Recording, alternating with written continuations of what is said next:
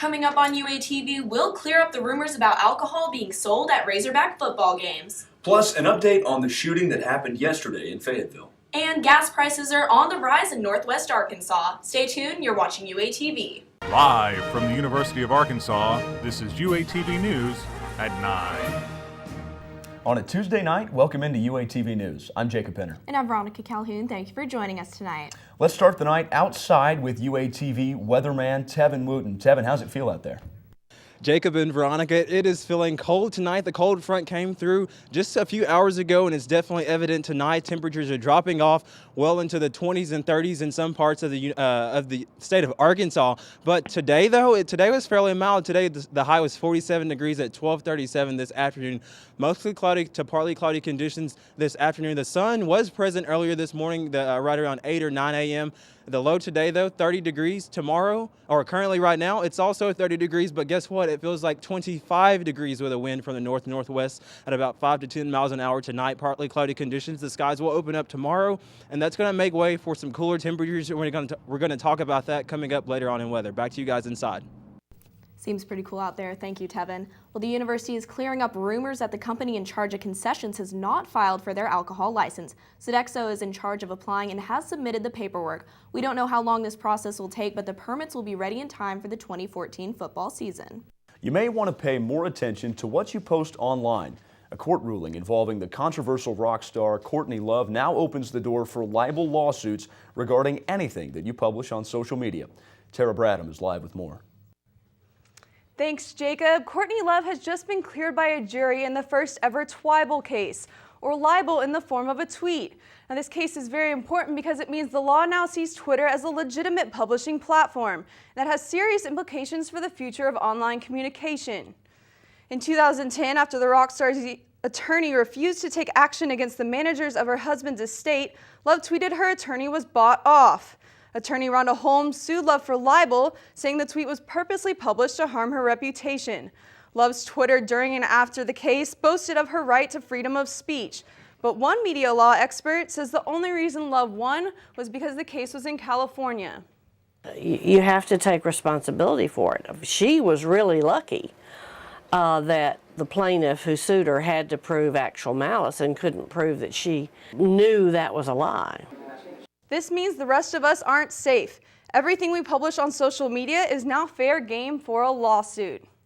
Now, most of us know that everything we publish on the internet is never truly gone for good, but now it's actually going into history. The Library of Congress is now archiving every tweet ever published for future data analysis of our culture. So before you hit the tweet button, make sure you're ready to go into the history books. Reporting live for UATV, I'm Tara Bradham. Back to you, Jacob.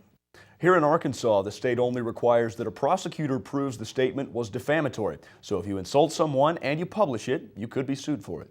And now for an update from a story we told you last night. Police are looking for a 6-foot black man with an athletic build. It's suspected he shot a man Everett Payne during a home invasion yesterday afternoon. Payne was released from Washington Regional Hospital last night. Theater is known for pushing boundaries and sparking conversation. The university's production of Spring Awakening is no exception. Our own Emily Tubert is live with more. Thanks, Jacob. That's right. Spring Awakening covers the topic of teenagers exploring their sexuality and what happens when their parents fail to educate and inform them on the topic. Now, the play is set in Germany in the 1890s, but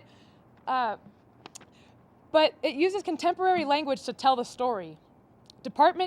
Drama Department Chair Michael Rhea says, though the musical is the most risque they've ever done as a main stage play here, audiences have responded well. They know what we're doing. We're not up there trying to shock people. That's not who we are as a theater. We're trying to do the best we can to instigate and have people have conversations about these things.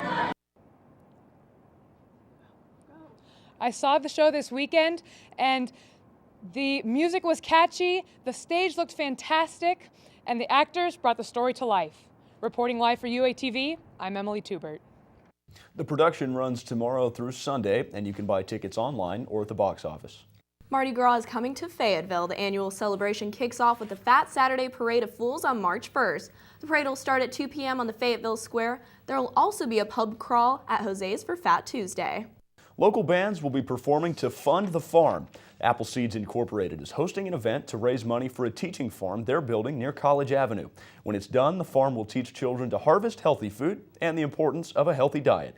That fundraiser is at Smoke and Barrel Tavern this Saturday at 6 p.m. 2 local cities have been chosen to be a part of a new sustainability program. Rogers and Eureka Springs are part of the second year of the Applied Sustainability Center's program, designed to promote energy efficiency and renewable energy. The cities were selected to participate based on the diversity of their population and their sustainability initiatives. Fayetteville was a part of the program last year. Gas prices in Arkansas are on the way up. The price has raised almost 12 cents in the past 2 weeks. Right now, the national average is $3.14 a gallon, and as you can see, Arkansas's average is now a little bit higher than that, $3.23. Gas Buddy says the annual maintenance needed to change to summer fuel will cause prices to continue to rise. One of Fayetteville's hidden treasures is finally getting some publicity. Thanks to its advocacy group, more people than ever will be able to enjoy Kessler Mountain. UATV's Shelby Cox joins us live with more. Thanks, Veronica. A few weeks ago, I reported on Kessler Mountain and the advocacy group that's dedicated to preserving the mountain's natural beauty and purchasing more land. Well, the City of Fayetteville City Council just unanimously voted to purchase more property. The 320-acre property was originally intended to be a mixed-use development, but failed as a result of foreclosure. The land includes over 8 miles of hiking and mountain biking trails with great views of the city. The property is also next to the future Fayetteville Regional Park. The $3 million purchase was paid in half by the Walton Family Foundation, while the remaining amount will be paid using city reserves. Now, the council's vote signaled the end to a nearly 10-year campaign to promote awareness for the mountain. Reporting for UATV Live, I'm Shelby Cox. Back to you at the desk. Thanks for that, Shelby. Kessler Mountain hopes to continue to raise awareness with the construction of the regional park later this year. 2 burns are planned for Lake Fayetteville in the upcoming weeks. They're scheduled to help with site preparation and to create a favorable environment for the lake's native plants. Those burns will cause some of the trails to be closed, and the days of the burns will depend on the weather and the city's burn ban. For more info, contact the Fayetteville Parks and Recreation Department. Now let's take it out to Tevin Woon with another look at your weather. Tevin, the big question I have is what is the weather going to look like tomorrow morning when we're heading to class? Well, tomorrow morning when you go to class, unfortunately, you'll probably want to grab not 1, not 2, but maybe even 3 or 4 jackets and some gloves and a scarf, and not really the rain boots, not yet. That's later on in the forecast. But tomorrow, this is what you're going to see tomorrow morning, a sunrise at 6:51 a.m. It's 16 degrees at 7 a.m., but it feels like 8 degrees tomorrow at 7 a.m. At noon, it's 29 degrees, but it feels like 22. Single-digit wind chills. That's the headline for tomorrow morning. You're going to want to prepare for that because dry skin, exposed skin will become not moist, it'll become like chapped almost, and then 5 p.m. the sunset is at 6:09, but 5 p.m. it's 27 and it feels like 20, so there's not really much in sight tomorrow for anything above freezing. I think it will be about 33 degrees is tomorrow high, and tomorrow's high. Coming up, I'll tell you about some more snow that's possibly on the way in the 5-day forecast. Stay tuned for that. I think some stereotypes of being Greek are extreme partiers. Everyone thinks that a black person is like a sports or athletes player.